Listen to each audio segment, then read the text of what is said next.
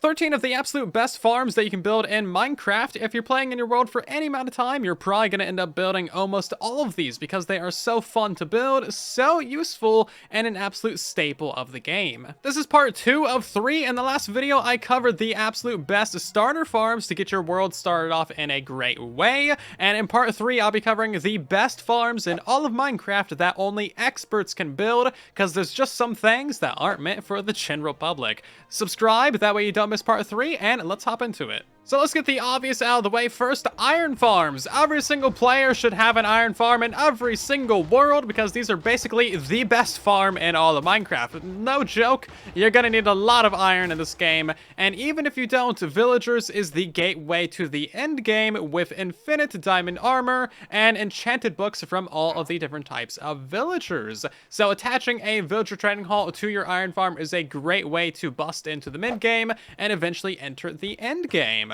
Iron farms can also be upgraded with villager crop farms, villager breeders, and villager curing stations to just give you like a 5-in-1 combo farm, and this is a really good way of starting off your world. It's a powerhouse of farming. So yeah, iron farms take like the #1 top spot of farming because iron is just so useful. Sticking with villagers for a minute, a villager trading hall is an absolute must-have for advanced Minecraft worlds. Villagers really are the most powerful entity in Minecraft. You can get any enchanted book in the game besides like 1 or 2. You can get infinite mending, and if you get all the right villagers in your world, you literally cannot run out of diamond armor, tools, or weapons because these guys straight up sell it, and sometimes it even has decent enchantments. A good villager trading hall will also be an excellent source of experience, food, and other raw materials such as lapis and redstone from cleric villagers.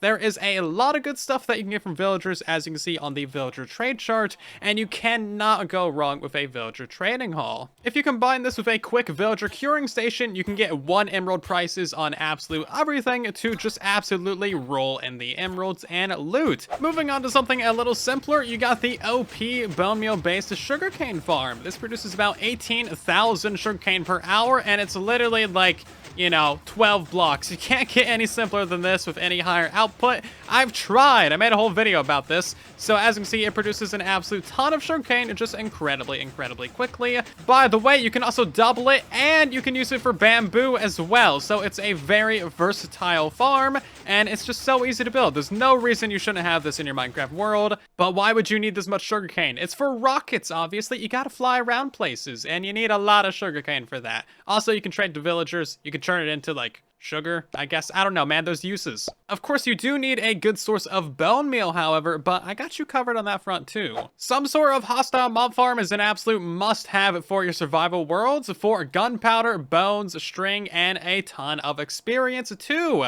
A hostile mob farm is like one of those classic Minecraft farms that you really cannot go wrong with because they are just so useful. On Bedrock Edition, these things are a little bit intimidating looking, but basically it's just a bunch of platforms with scaffolding and water. It's really nothing too complicated, and this can give you like up to 11,000 items per hour if you build 2 of them, because you can double it, and then you also get experience from it. If you're determined, you can put every single one of these resources to use as well. Like, none of this is actually fully useless. If you happen to find a witch hut, a witch farm is an absolute great farm to have in your Minecraft world. There are 7 main drops that you get from witches, such as glowstone, blowstone, redstone, sweetstone, sticks, bottles, and spider eyes. Most of this is not really that great. Besides the sticks, you can use those for so many things.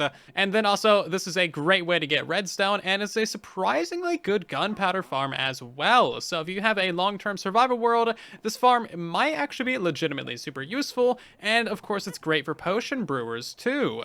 Not to mention that, like, on Bedrock, they are so dead easy. This is a witch farm. You don't even need to tear down the witch hut. Like, you just put in a trident killer. It's so easy. You can build it in 10 minutes. Once you've played Minecraft for so long, fighting the Wither loses its charm, and you just kind of want to get over with it. So having a fully automatic Wither killer is an absolute must-have, especially if you want to get more than a handful of beacons. So this is basically just a broken in-city gateway, and you can build this wherever you want in the end dimension. So all this does is suffocate the wither in the end gateway. Eventually it will die, explode, and break all of your obsidian, so you need to slightly rebuild it every time. But you do get yourself a nether star delivered straight to the center, along with a little bit of experience. So it is a super easy way of doing things. While we're in the end, why not build yourself a shulker farm? This is definitely a good mid-game farm to build, because this will give you infinite shulker shells, and of course you can never have too many shulker boxes. So shulker farms are actually really easy to build on Bedrock Edition. You need to capture 1 to 2 shulkers, and you can build this right next to an end city, so you don't even need to travel too far. And as you see, the rest of the farm is like incredibly simple. You can build this in like 30 minutes. And if you feel like it, you can also build multiple of these next to each other as well to increase your rates. But otherwise, like if you just AFK for a little while, you're gonna have more shulker shells than you ever need. Once you start getting really established in your Minecraft world, you need yourself some form of storage system, and a multi-item sorter is a very good choice because you can store up to 54 unique items per chest, and you can organize it however you want.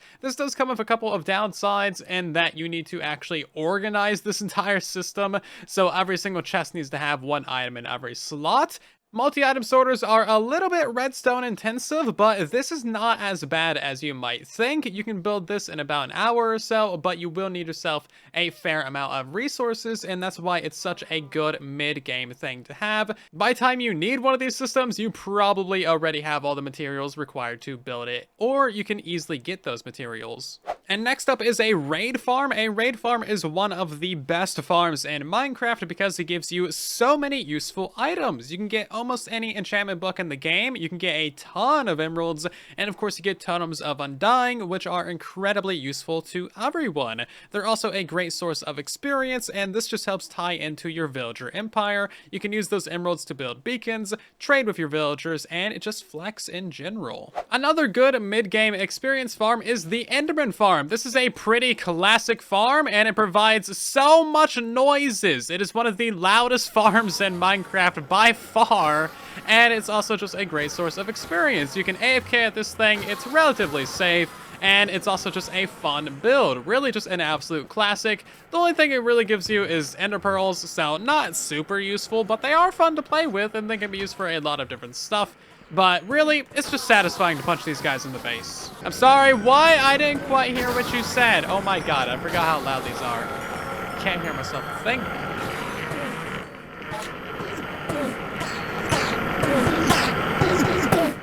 Another absolute classic is the slime farm. Eventually, pretty much every single Minecraft world is going to end up with a slime farm of some sort because they are surprisingly useful for slime balls. You can also make magma cream and magma blocks out of them if you have a blaze farm.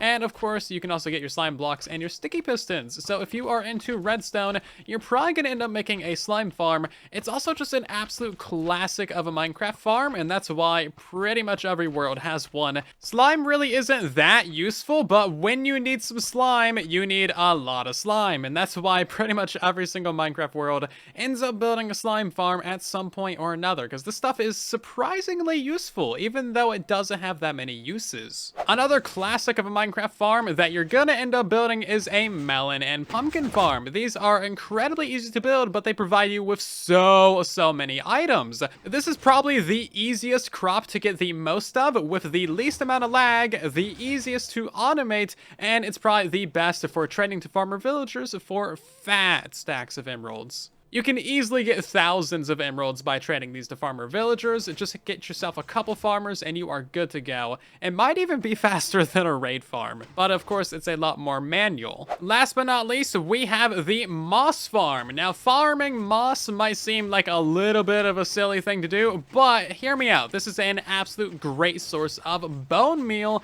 and once you have a moss farm, you're gonna get thousands upon thousands of bone meal every hour. This thing provides enough bone meal to power itself and multiple other farms at the same time, and bone meal is one of the most useful items in Minecraft. It might even be the most powerful singular item in the game. Especially on Bedrock Edition, you can farm just about every single crop in the world with bone meal. If you have a tree farm, or if you just like doing a lot of terraforming, having a large supply of moss that you can turn into bone meal at any given time is really going to help you out. Also, this thing is just incredibly satisfying to look at. I mean, there is so much stuff happening here at any given time. It's just very nice. Let me know what you think about this farm list down in the comments, and if I missed anything, subscribe for part 3 to see which farms you're not capable of building.